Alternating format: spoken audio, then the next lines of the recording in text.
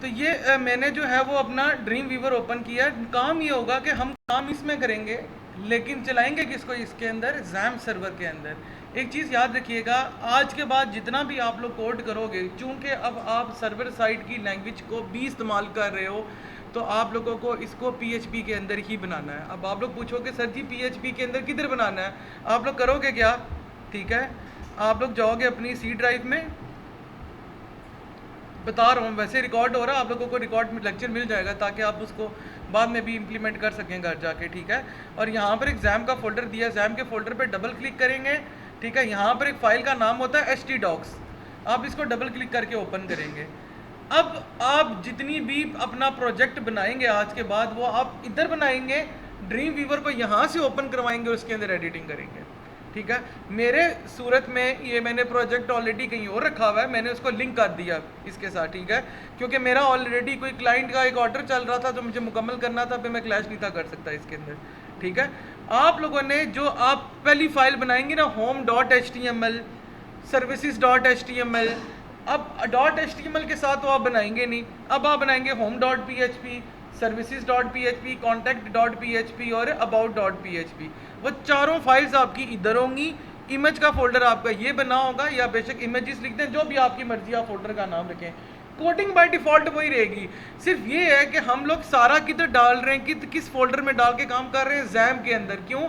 Jam मेरे लिए एक डाटाबेस का काम करेगा, और जैम कौन सा डाटाबेस की सर फैसिलिटी प्रोवाइड करता है, MySQLi की। अभी आप लोग SQL को ओपन किया हुआ है ना, ये बात है जिसे आप लोग PHP MyAdmin को ओपन कर रहे हो। ठीक है, अब MySQLi बेसिकली इसके अंदर टेक्निक है जिसके थ्रू हम डाटाबेस को क्रिएट करते हैं। क्लियर? इतनी समझ आई है? अब हम लोग आते हैं अपने कोड के ऊपर। ये कोड मैंने आप लोगों के साथ ऑलरेडी शेयर किया हुआ है, हम लोग इस सेक्शन पे नहीं आएंगे क्योंकि आप लोगों को ऑलरेडी पता है ये बूटस्ट्रैप का कोड लगा हुआ है। आपको बूटस्ट्रैप का कोड मैंने आपको पहले बोला था, आपने डायरेक्ट लिंक एक्सेस देना है उसके अंदर। ठीक है, हाँ जी मैंने किया भाई। ये जो हम लोग कोड करते हैं ना, वो मैं जिप फाइल करके भेजता होता हूँ। चलें अभी हम लोग ये काम करते हैं। सबसे पहले हमने देखे एक डिप क्लास, एक कंटेनर बनाया हम लोगों ने। ठीक है, अब मैं जिससे पूछूंगा वो बताएगा form action is equal to add data dot PHP। कोई मुझे बता सकता है कि इस लाइन का क्या मतलब है? जी का शान, ये जो लाइन मैंने हाईलाइट की हुई है, form action is equal to add data dot PHP, ये काम क्या करेगी? मतलब हाँ, सब मैं आपको इसके आउटपुट दिखाता हूँ पहले ताकि तुम्हें समझ आए। ये बेसिकली इसकी आउटपुट है। अब आप लोग जिसमें ये जो स्टूडेंट नेम, ग्रेड और मार्क्स लिखा हुआ आ रहा है, ये फॉर्म, ये जो मैंने तुम्हें कोड हाईलाइट किया है, ये बेसिकली क्या कर रहा है ये पूछ रहा हूँ मैं तुमसे। बस नहीं, मैं तुमसे पूछ रहा हूँ, मैं तुमसे ये पूछ रहा हूँ, फॉर्म तो बना दिया ना मैं, इस लाइन का कोड का। एक मिनट ठहरो यार, एक तो मेरी रिकॉर्डिंग हो रही है, इधर ही बहस रिकॉर्ड हो रही होगी। सारा रिपीट कर देता हूँ कि ये जो आप लोग फाइल देख रहे हो, form action data at data dot PHP, basically file बनी हुई है, ये वो फाइल है। ये भी वो क्या करती है हम इसमें बाद में डिस्कस करेंगे। ठीक है, लेकिन मतलब ये कि जब ये फॉर्म पे आप सबमिट के बटन पे क्लिक करोगे, ये इसके अंदर जाएगा। अब अगला जरा देखें क्या लिखा हुआ है, method is equal to post. हमने लास्ट क्लास के अंदर पढ़ा था कि दो मेथड्स हम यूज़ करते हैं। जब हम गेट का मेथड यूज़ करेंगे तो लिंक के अंदर जो हमने वेबसाइट पे यानी इस फॉर्म में जो डाटा एंटर करेंगे वो मुझे ब्राउज़र के लिंक में शो होगा, हम करेंगे अगली क्लास के अंदर जब हम गेट भी लिखेंगे। जब हम पोस्ट करेंगे तो उसको हाइड कर देगा, डिक्रिप्ट कर देगा। आपको पता है, हाँ, ब्राउज़र के URL में। इसका मतलब ये है कि ब्राउज़र के URL के अंदर जो हमने वैल्यू एंटर की होंगी वो शो नहीं होंगी। जब वो शो नहीं होंगी तो इसका मतलब है कि हमारा सिस्टम ज़्यादा सिक्योर हो जाएगा। ये चीज़ क्लियर हुई है? अच्छा, कोड पे आता हूँ दोबारा। अब आप लोग नेक्स्ट लाइन देखें, लिखा हुआ है डिव क्लास इज इक्वल, पहले एक हमने एक रो बना लिया क्योंकि हमने पता है कि हमने जब बूटस्ट्रैप में काम करना है तो हमने रोज और कॉलम्स ही बनाने हैं। ठीक है, फिर आप ये देखेंगे मैंने एक डिव बनाई है, यहाँ पे फॉर्म ग्रुप लिखा हुआ है। ये बेसिकली बूटस्ट्रैप की एक प्रॉपर्टी है जहाँ पर आप जब फॉर्म बनाते हैं ग्रुप्स की सूरत में, यानी जिसमें हमने मल्टीपल चीज़ें डालनी हो तब ये इस्तेमाल होता है। ठीक है, उसके बाद लिखे कॉल LG इज -4, इसका मतलब क्या होगा? कॉलम लार्ज डिवाइसेस के लिए जिसके कितने कॉलम इस्तेमाल हो रहे हैं? 4 हो रहे हैं। ये आप लोग सारी चीज़ पढ़ चुके हो ऑलरेडी। ठीक है, अच्छा लेबल डालना स्टार्ट किया। सबसे पहले क्या लिखा आ रहा है? Student name. लाइव पे जाएं तो देखें सबसे पहले स्टूडेंट नेम ही आ रहा है। ठीक है, मैं स्प्लिट कर रहा हूँ ताकि मैं साथ साथ बता सकूँ। और उसके बाद हम लोगों ने क्या किया है, इनपुट टाइप टेक्स्ट, यानी जो इसमें वैल्यू डालनी है वो क्या होगी, टेक्स्ट होगी। Name is equal to name, इसका मतलब ये है कि इस बॉक्स में जो कुछ लिखा आएगा वो नेम नाम के एक वेरिएबल में क्या कर दो, ट्रांसफर कर दो, वो नेम नाम के एक वेरिएबल में ट्रांसफर कर दो। क्लियर, इतनी समझ आ गई है। यानी जो इस बॉक्स के अंदर लिखा आएगा वो एक नेम नाम के वेरिएबल में चला जाएगा। चलें, उसके बाद क्या लिखा हुआ है, ID is equal to name, यानी उसकी जो आईडी होगी उसका नाम भी नेम होगा। ठीक है, क्लास, अच्छा उसके बाद नेक्स्ट देखें, क्लास फॉर्म कंट्रोल, यानी इस फॉर्म को कंट्रोल रखना है। और नेक्स्ट लास्ट पे क्या लिखा हुआ है, रिक्वायर्ड है। इसका मतलब है कि बगैर इस बॉक्स को फिल किए हुए अगर कोई बंदा सबमिट के बटन पे क्लिक कर दे तो वह एरर दे देना चाहिए कि ये कोड आपका रन नहीं होगा। क्यों, क्योंकि ये रिक्वायर्ड है। फॉर एग्जांपल अगर मैं ब्राउज़र ओपन करूं और मैं आप लोगों को इसकी आउटपुट दिखाऊं,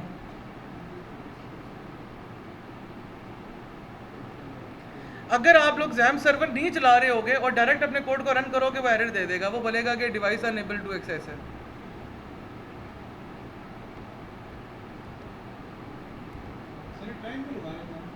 उसकी मर्जी,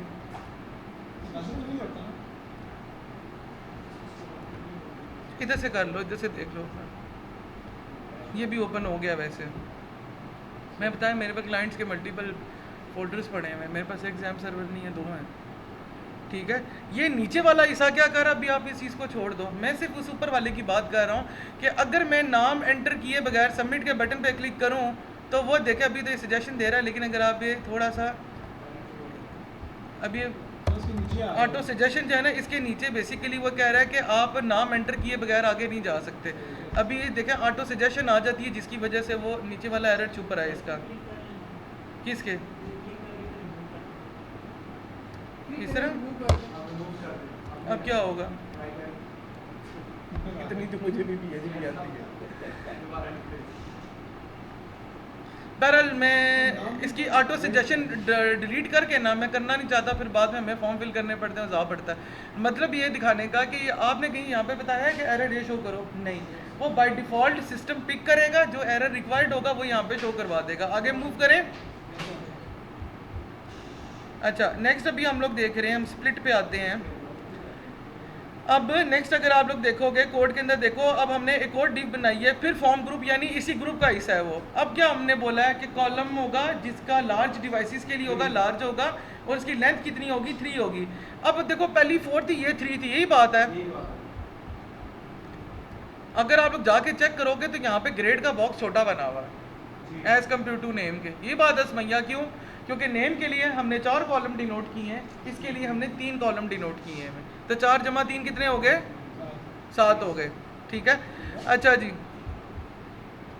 4 5 6 7 ही हुए ना अभी, यानी 7 कॉलम रिजर्व्ड हो गए हैं, फिर क्या कर सकते हैं। अच्छा लेबल क्या देना है इसके लिए, ग्रेड। ठीक है, और इसी तरह अब हम लोग सिलेक्ट नेम, यानी नेम जो है उसके अंदर हम क्या डाल रहे हैं, ग्रेड, यानी ग्रेड जो हम लोग यहाँ पे लिखेंगे, जो बाय डिफ़ॉल्ट आएगा, जो चूज़ किया जाएगा वो किस वेरिएबल में जाएगा, ग्रेड नाम के, उसकी आईडी भी क्या होगी, ग्रेड होगी। ठीक है, फिर क्लास फॉर्म कंट्रोल, देखें फॉर्म कंट्रोल्ड होना चाहिए और ये भी रिक्वायर्ड, यानी इसको ऐड किए बगैर अगर आप सबमिट के बटन पे क्लिक करोगे तो एरर दे देगा। अच्छा अब मैं पहले कोड मुकम्मल कर लूँ फिर मैं आपको बताता हूँ। अब आपको ऑप्शन वैल्यू दी हुई है सिलेक्ट ग्रेड, अगर आप देखोगे वेबसाइट के ऊपर तो यहाँ पे आपको सिलेक्ट ग्रेड का ऑप्शन आ रहा है, ये बात है ना। अच्छा अब ऑप्शंस कौन कौन से हैं, मैंने इसलिए ताकि आपको सिर्फ टेक्स्ट बॉक्स ना करना पड़े, grade 6, grade 7, grade 8, grade 9, grade 10। ठीक है, और यहाँ पर सिलेक्ट का टैग क्या हो गया, क्लोज हो गया। दिस थिंग शोज कि अगर हमारे पास सिलेक्ट का कोड आएगा या सिलेक्ट का टैग आएगा तो वो बेसिकली वही, तो वो हमें वही आउटपुट देगा जो हम लोग एक ड्रॉप डाउन मेन्यू में डालते होते हैं। मिसाल के तौर पर अगर मैं इधर जा रहा हूँ तो ये देखें मेरे मेन्यू में वो चीज़ बनी हुई आ रही है, ग्रेड 6, ग्रेड 7, ग्रेड 8, ग्रेड 9। अब वही बात है, जो चीज़ आप पहले लिखोगे वो पहले आएगी। ठीक है, तो इस तरह मतलब जो BSc, क्योंकि आपकी जो सेकंड असाइनमेंट है वो भी इसी तरह ही है, तो BScs1, BScs2, BScs3, BScs4। Clear. अच्छा अब मुझे बताएं जनरली बगैर सोचे समझे, कोड तो सबको पता चल गया कि क्या चल रहा है, आपको क्या लगता है मार्क्स के लिए क्या आया होगा। पहली बात तो ये डिजिटल है, हाँ जी बताएं। सबसे पहले एक फॉर्म कंट्रोल होगा। ठीक है, क्या लगता है कॉलम की लेंथ कितनी रह गई होगी पीछे, 7 होगी है, कितनी हम मैक्सिमम कर सकते हैं, मतलब 12 करनी होती है ताकि हम लोग पाँच है, लेकिन आगे सबमिट का बटन भी तो है। 3 होगी या 4 होगी, assumptions है ना, ऑब्वियसली बात है, 7 तो हो नहीं सकती। ठीक है, क्या लगता है इसकी आईडी क्या होगी? मार्क्स होंगे, यानी इसके वेरिएबल का नाम मार्क्स होगा, क्योंकि हम पिछले यही देख रहे हैं। अच्छा, इसकी डाटा टाइप क्या होगी? टेक्स्ट इनपुट टाइप क्या हो सकता है? नंबर होगा या इंटीजर होगा, वो देखते हैं कि आगे क्या है। यानी टेक्स्ट नहीं हो सकता, कुछ और होगा। ठीक है, और वही फॉर्म कंट्रोल होगा और एंड पे क्या आएगा? रिक्वायर्ड आएगा। ये याद रखिएगा, ये कोड आपको ज़ुबानी आना चाहिए। क्या ये वाला? ये बेसिकली जब आप डाटा टाइप डालोगे ना न्यूमेरिक, तो ऑटोमेटिकली आ जाएगा। मैं दिखाता हूँ। ये अगर आप सिंपल एचटीएमएल करोगे नहीं आएगा, अगर बूटस्ट्रैप करोगे फिर ये चीज़ आएगी। अच्छा, अब देखें ज़रा, समझिए कितनी लेंथ दी है हम लोगों ने इसको, कितने कॉलम रिजर्व कर दिए? 3 कर दिए हैं इसको। ठीक है, सेम वही नंबर हमने इसको बेसिकली टाइप क्या दिया, यानी इसके अंदर नंबर क्या लिखा हुआ आएगा? नंबर आएगा। जैसे ही कंपाइलर इसको रीड करेगा, यहाँ पे नंबर आना है, वो आपको बेसिकली जो इंक्रीज और डिक्रीज वाला ऑप्शन दे रहा है वो दे देगा। ठीक है, वेरिएबल का नाम क्या रख दिया? मार्क्स, जिसकी आईडी भी क्या होगी? मार्क्स होगी। फॉर्म कंट्रोल्ड होगा और यहाँ पे क्या होगा? रिक्वायर्ड होगा। इसके बाद क्या लगता है नेक्स्ट क्या होगा हमारे पास? कुछ भी नहीं है, हम लोगों ने एक सिंपल एक बटन का कोड डाल दिया यहाँ पे। अब आप लोग बोलोगे सर ये इसकी लेंथ कितनी है बटन की? 2, तो कितने हो गए अब हमारे? 12 पूरे हो गए हैं। 12 पूरे हो गए हैं। ठीक है, स्टाइल डिस्प्ले है, अलाइन आइटम्स, यानी सबको एक ही अलाइन में रखना है। फ्लैक्स एंड अगर आप नहीं लिखोगे डजेंट मैटर, क्योंकि हमें सिर्फ आउटपुट चाहिए। इनपुट टाइप क्या है? सबमिट। ये तो आपको याद होगा कि सबमिट के बटन का कोड जब हमने लास्ट टाइम भी किया था, तो जब सबमिट का बटन बनाते हैं इनपुट टाइप सबमिट होता है। ये शो करता है कि क्लिक करने से सबमिट होगा। ठीक है, नेम इज इक्वल टू क्या रखा है हम लोगों ने? सबमिट, यानी नाम क्या होगा उसका? सबमिट होगा, और उसकी आईडी भी सबमिट होगी, यानी वेरिएबल का नाम क्या होगा? सबमिट होगा। ठीक है, क्लास बीटीएन, और यहाँ पर मैं डिफ को क्लोज कर रहा हूँ। ये चीज़ क्लियर हुई है? अब मैं आपको आउटपुट बताता हूँ बेसिकली हो क्या रहा है। इतना बताएं, जब मैं डाटा एंटर कर रहा हूँ तो किस पेज पे जा रहा है? मैं कोड मैं खोल के दिखा देता हूँ, ये वाला ऐड नहीं, ऐड डाटा डॉट PHP में जा रहा है। एग्री? क्लियर? एंटर करके देखते हैं डाटा।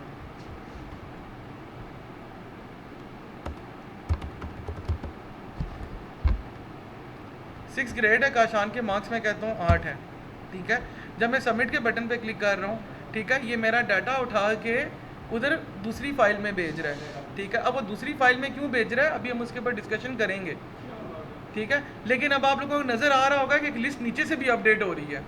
ये लिस्ट नीचे क्यों अपडेट हो रही है अभी हमने इसको डिस्कस नहीं किया। अभी हम लोगों ने ये देखा है, जब मैंने सबमिट के बटन पे क्लिक किया, यहाँ पे कोई लिंक चेंज हुआ है ऊपर से? कोई आप लोगों को नाम नज़र आ रहा हो कि मैंने काशान लिखा था, ग्रेड 6 लिखा था, 8 लिखा था? क्यों? क्योंकि हम लोग मेथड कौन सा यूज़ कर रहे हैं? पोस्ट कर रहे हैं। अगर हम गेट कर देते तो ये पूरी लिंक इस तरह नज़र आती मुझे, slash Kashan slash grade 6 slash ये, और आगे सबमिट और इस तरह कुछ एग्जाम्पल। अब डाटा किधर जा रहा है समैया? ऐड डाटा डॉट PHP में। अब आपको मैं ऐड डाटा PHP पे लेके चल रहा हूँ। अच्छा, अब यहाँ से आपका डाटाबेस का काम स्टार्ट हो रहा है। आप लोगों ने जितने भी वैल्यूज़ थी वो सारी वेरिएबल्स में स्टोर कराई थी, जैसे नेम, ग्रेड और मार्क्स, 3 ही चीज़ें थी ना। हमने 3 वेरिएबल बनाए थे। हमने कहा था कुछ नहीं होता, थोड़ा अगर ज़्यादा टाइम दे देंगे यार तो कुछ नहीं होता। तो हम भी इंसान हैं, हमें भी भूख लगती है।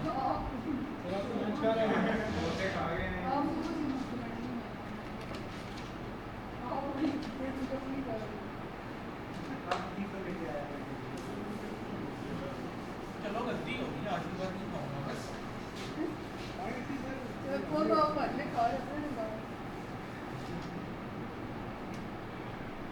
आप लोगों ने जो नेम का बॉक्स था, फॉर एग्जाम्पल नेम हमने एंटर किया था काशान, ये जाके स्टोर हो रहा है किसके अंदर? हमारे नेम के वेरिएबल में। यही बात है। उसके बाद हम लोगों ने एक दूसरा वेब बनाया था जो कि क्या था? हमारा ग्रेड। मैंने काशान का ग्रेड का सेलेक्ट किया था, ग्रेड 6। इसको मैंने किसमें डाला था? ग्रेड के वेरिएबल में। ये कर रहे थे ना हम लोग उसमें। और तीसरा क्या था हमारा? मार्क्स का। फॉर एग्जाम्पल मार्क्स कितने थे? 5। ये किधर जा रहा था? मार्क्स में जा रहा था। इसका मतलब जो वैल्यूज इस बॉक्सेस में लिखी जा रही हैं वो किसी वेरिएबल में जाके स्टोर हो रही हैं। अब हम लोगों ने करना ये है कि डाटाबेस के साथ पहले कनेक्शन क्रिएट करना है और डाटाबेस के अंदर जाके वैल्यू स्टोर करानी है। इसका मतलब ये है कि हम डेटाबेस में जाएंगे, हम एक डेटाबेस क्रिएट करेंगे, फिर एक टेबल क्रिएट करेंगे और उसके अंदर ये नेम, ग्रेड और मार्क्स के 3 कॉलम्स बनाएंगे और इनको आपस में कनेक्ट करेंगे। अब हम डेटाबेस में जाते हैं, हम लोग इस लाइन को इधर ही छोड़ें, इस पेज को, और दोबारा हम डेटाबेस में जा रहे हैं। आप लोग अगर डेटाबेस देखोगे तो एक डेटाबेस मैंने बनाया हुआ स्टूडेंट्स के नाम से, ठीक है। अगर आप लोगों को डेटाबेस बनाना नहीं आता, इट्स वेरी सिंपल कि आप लोग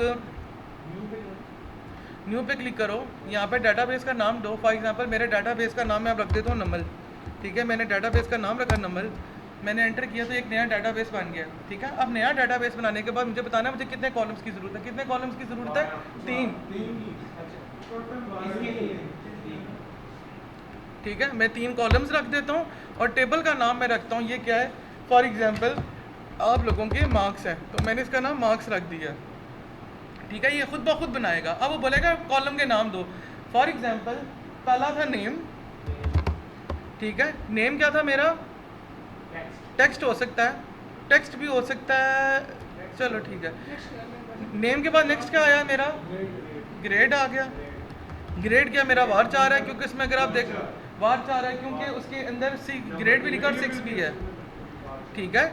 और तीसरा मेरा क्या तरीका है, इसके अंदर तीसरी हमने क्या चीज़ लिखनी है? मार्क्स लिखने, ठीक है। मार्क्स इंटीजर ही रहेगा, ठीक है। अब आप लोग अच्छा इधर मेरी बात सुने, मैंने आपको बात कल की क्लास के अंदर भी बताई थी कि हम एसक्यूएल के अंदर चाहें तो किसी की लेंथ को इंक्रीज़ कर सकते हैं। बाय डिफ़ॉल्ट इंटीजर के अंदर कितनी वैल्यूज़ आ सकती हैं क्या? हाँ, अगर आप ज़्यादा इंक्रीज़ करना चाहो तो जहाँ पे जितनी वैल्यू लिखोगे बाय डिफ़ॉल्ट उतनी ज़्यादा हो जाएंगी वो, ठीक है।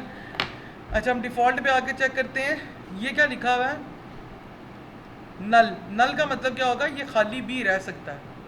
नल का मतलब यही है ना, तो इसका मतलब है कि अगर हम डेटाबेस के अंदर इसको सेलेक्ट कर देते हैं और फिर अगर हम कोड करते हैं और बीच में कोई वैल्यू नहीं डालते, पहले तो वो रिक्वायर्ड का एरर दे देता था, लेकिन अगर हमने इसको नल कर दिया तो इसका मतलब है कोई खाली भी रह सकता है, इसके अंदर फिलिंग की ज़रूरत नहीं है। हाँ, उसके बाद एट्रीब्यूट्स पे जाएं, एट्रीब्यूट्स को छोड़ें बल्कि सर अगर नन किया तो वो नहीं आगे होगा, सबमिट नहीं होगा। नहीं,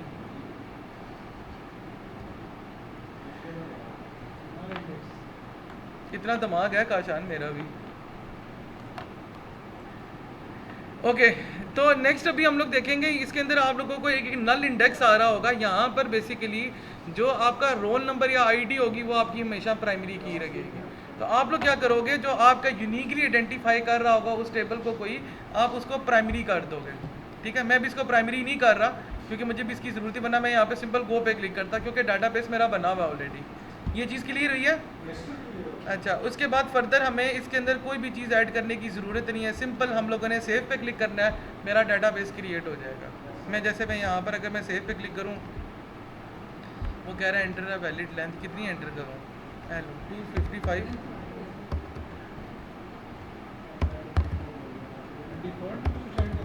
चलो, और जब अगर आप क्लिक नहीं ना करोगे सिंगल उसके बीच में तो इस तरह होगा। ये देखें मेरा एक डाटाबेस क्रिएट हो गया जिसके अंदर हमारे पास 3 जो है वो कॉलम शो हो रहे हैं। एक नेम है, एक हमारा ग्रेड है और तीसरा हमारा क्या है? मार्क्स है, ठीक है। अब अगर हम लोग देखना चाहें तो ये हम लोगों को ये शो भी करवा देगा रिलेशन विद टेबल स्ट्रक्चर।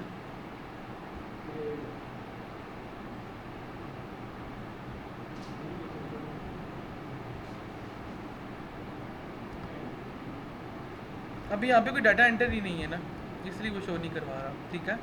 तो ये वो तरीका है जिसके थ्रू हम एक डाटाबेस के अंदर एक टेबल को क्रिएट करते हैं। आपको नज़र आ रहा होगा एक नमल के नाम से हमने एक मार्क्स का एक टेबल क्रिएट किया हुआ, ठीक है।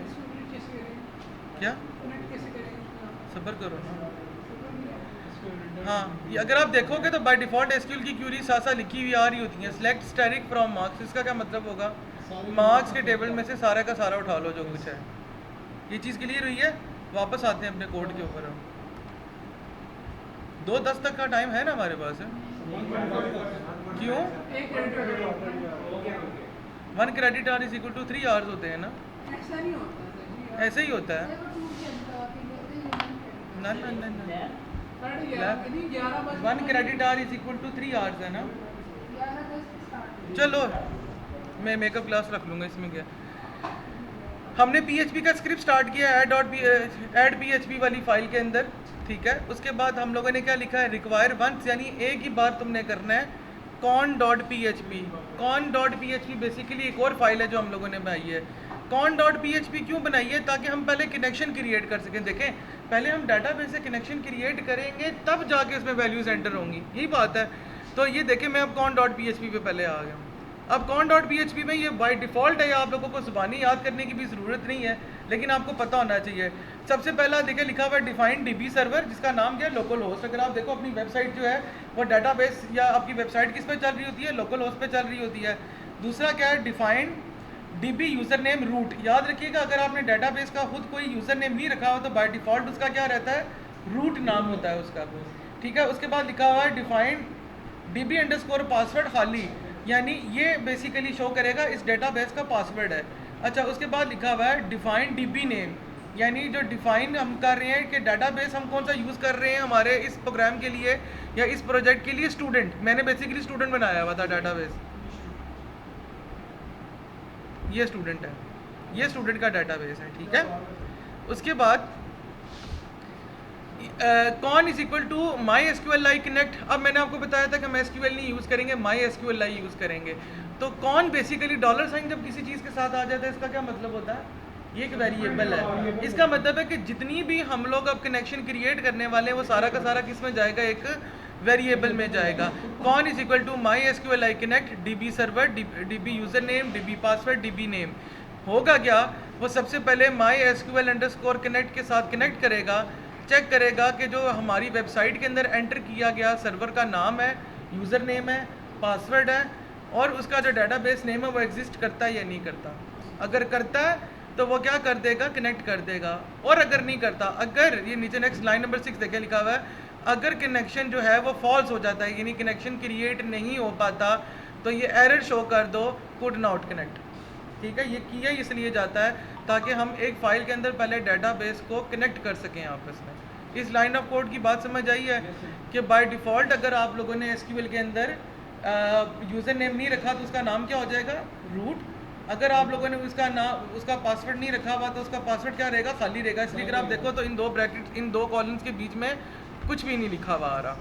इसी तरह आपने यहाँ पे डाटाबेस का नाम लिखना है। हमारा डाटाबेस का नाम क्या था? स्टूडेंट है। नहीं, पहले क्या रखा था हम लोगों ने? मार्क्स रखा हुआ था, नंबर रखा हुआ था। तो मैं यहाँ पे नंबर लिखता, क्योंकि अब मैंने डाटाबेस कोई और रखा हुआ है तो मैंने इसलिए इसका यहाँ पे अब नाम क्या रख दिया है? स्टूडेंट रख दिया है। फिर हमने कनेक्शन क्रिएट किया। अगर कनेक्शन क्रिएट हो जाएगा, अब ये क्यों किया जाता है? कि मुझे बता सकता है कि ये dB server, DB user name, DB password और डीबी नेम ये क्यों रखते हैं हम लोग? हमें क्यों रखना ज़रूरी होता है?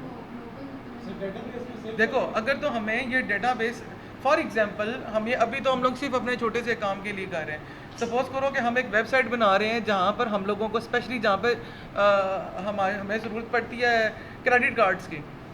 अगर हम डाटाबेस का यूज़र नेम और पासवर्ड नहीं रखते और उसको बाय डिफ़ॉल्ट रूट और खाली जाने देते हैं तो क्या नुकसान होगा? कोई भी बंदा ये कोड हमारे में डाल के यूज़र नेम पासवर्ड, ज़ाहिर सी बात है रूट है और वो खाली है, एक्सेस कर लेगा। इसीलिए जब हम रियल लाइफ के अंदर प्रोजेक्ट्स बनाते हैं तो हम डाटाबेस का एक यूज़र नेम भी रखते हैं और पासवर्ड भी रखते हैं।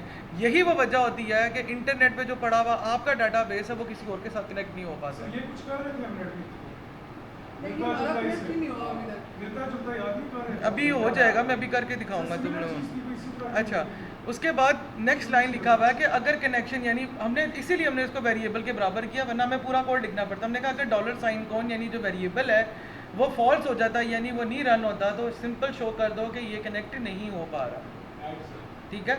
तो जैसे ही कंपाइलर add.php पे जाएगा वो सबसे पहले डाटाबेस के कनेक्शन को क्रिएट करेगा। जब कनेक्शन क्रिएट हो जाएगा तो वो कुछ भी नहीं करेगा और अगर नहीं होता तो वो एरर दे देगा कि आपका कनेक्शन क्रिएट नहीं हो पाया।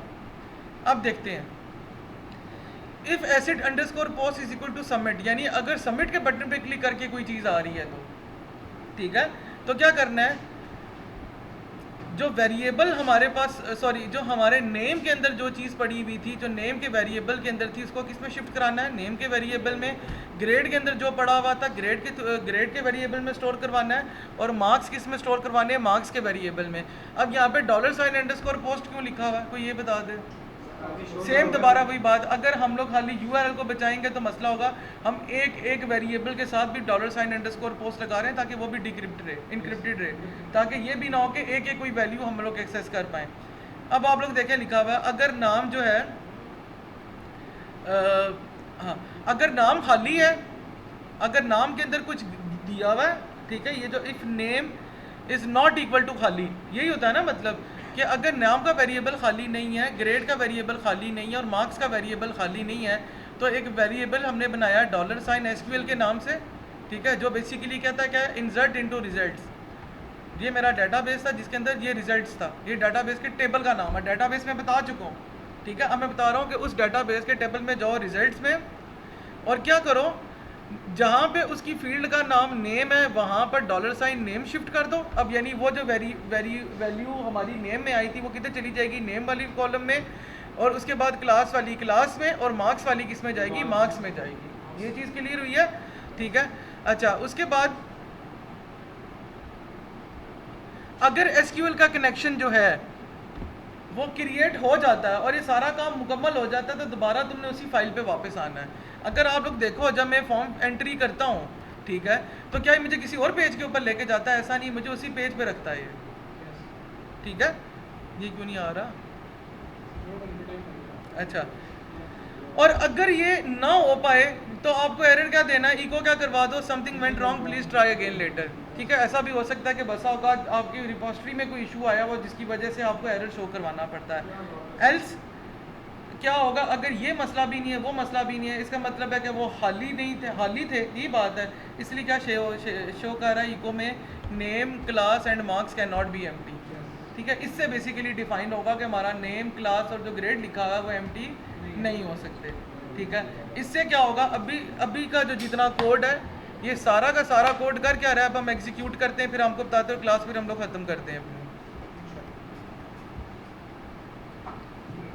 यार हमाद दिए, तुम देखो कोई एक डेओ में एक्स्ट्रा मेकअप क्लास लेनी है, मैंने पेपर बना लिया अब,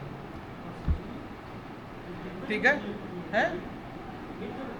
हाँ, मिड का पेपर मैंने बनाया, तो जितना मैंने बनाया वो मैंने सारा उस पेपर में डाला हुआ है, ठीक है। अब हो क्या रहा है, ये चीज़ नोट करेंगे हम लोग। यहाँ पर फॉर एग्जांपल मुझे नाम लिखवाएं, फॉर एग्जांपल नाम है वहाब काशान, 2 मिनट के लिए हम रह सकते हो,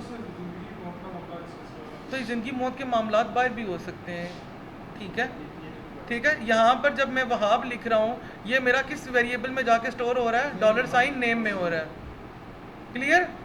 उसके बाद यहाँ पे मैं जो ग्रेड सेलेक्ट करूँगा, ग्रेड 8 किस में जाएगा, $साइन ग्रेड में, और मार्क्स जितने मैं लिखूंगा, फॉर एग्जांपल 7 लिखता हूँ, तो ये किधर जाके स्टोर होंगे, मार्क्स के अंदर, यानी कोड के अंदर अगर आप देखेंगे तो ये यहाँ पर जाके स्टोर हो रहे हैं अभी।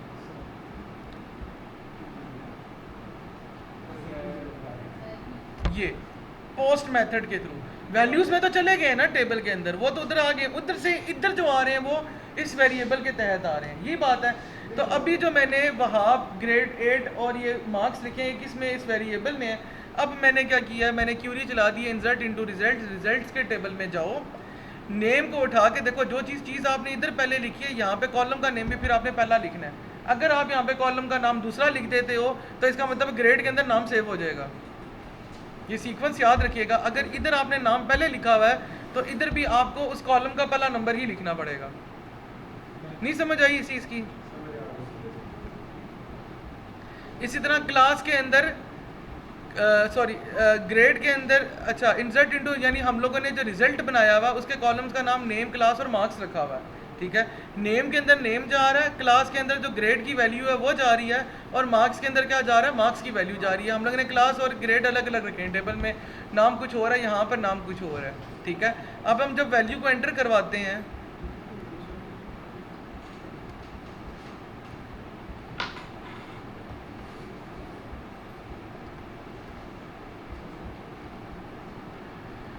तो नाम था वहाब, ग्रेड था फॉर एग्जांपल 9, मार्क्स मैंने एंटर किए 7, मैंने सबमिट के बटन पर क्लिक किया, ठीक है। अभी नीचे क्या हो रहा है हम उस चीज़ को नहीं डिस्कस कर रहे।